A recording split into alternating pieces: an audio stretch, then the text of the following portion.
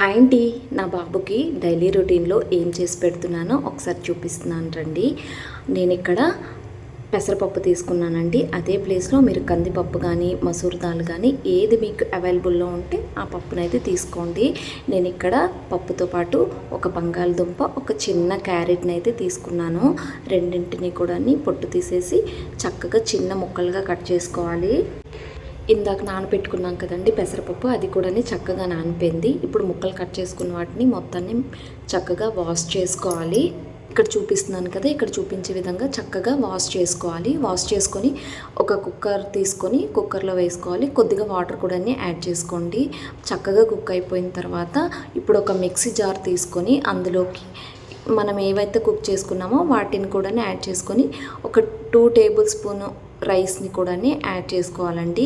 మూత పెట్టుకుని ఇక్కడ చూపించే విధంగా మెత్తగా ప్యూరీలాగా చేసుకోవాలి. ఇప్పుడు ఒక గిన్నె తీసుకొని అందులోకి కొద్దిగా నెయ్యి, కొద్దిగా ఆవాలు, కొద్దిగా జీలకర్ర వేసుకొని ఇంతకుముందు మనం ఏదైతే మిక్సీ పట్టామో దాన్ని కూడా ఇందులో యాడ్ చేసుకోవాలి. కొద్దిగా వాటర్ కూడా యాడ్ చేసుకోవాలండి, లేదంటే మరీ థిక్గా అయిపోతుంది. నేనైతే సాల్ట్ అయితే యూస్ చేస్తున్నాను. చూసారు కదా, చాలా సింపుల్ అండి. నా బాబు అయితే చక్కగా తింటాడు. మీరు కూడా ఒకసారి ట్రై చేయండి. చేయడం కూడా చాలా సింపుల్. ఇదేనండి షార్ట్ వీడియో. నచ్చితే లైక్ చేయండి. Bye bye.